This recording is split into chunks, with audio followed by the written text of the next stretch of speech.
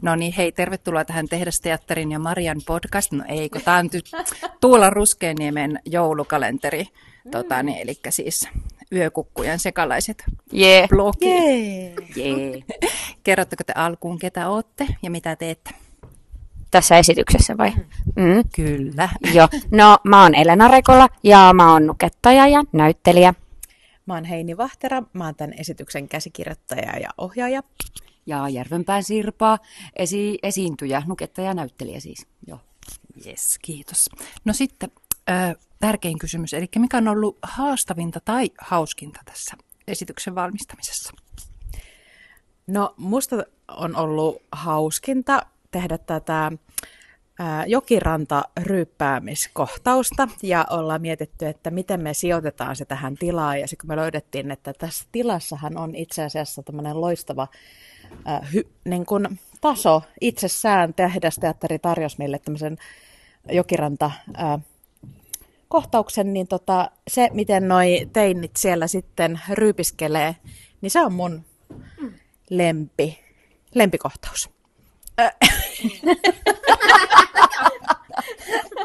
Ainakin työskentelyn suhteen, että miten se löytyi se paikka tästä tilasta. Joo.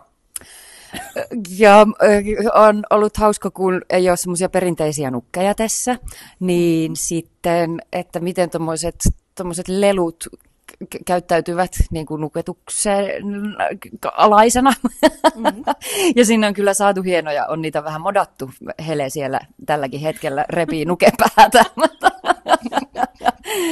Niin, se on ollut jännittävää.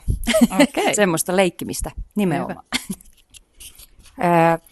Haastavinta ja hauskinta. Just näin. Joo.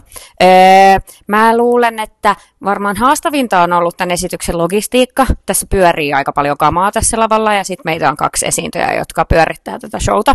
Niin se on varmaan haastavinta, mutta it will come. Ensi viikolla. Ja sitten hauskinta on mun mielestä ollut tämä teksti. Siellä on siis ihan tosi timanttisia semmoisia one-linereita. Mä nauran niille joka kerta jollekin jutuille, niin kuin esimerkiksi vaikka jotain sille, että no ei sitä tiedä, mitä milleniumina tapahtuu. Niin mua naurattaa tosi paljon tuommoiset jutut, koska ne on myös tosi kaukana omasta elämästä, kun ei ole uskonnollista taustaa. Hei, kiitos. Humalan kämmenellä. Ja niin saisiko tähän loppuun vielä jonkun äänen? Töttörö.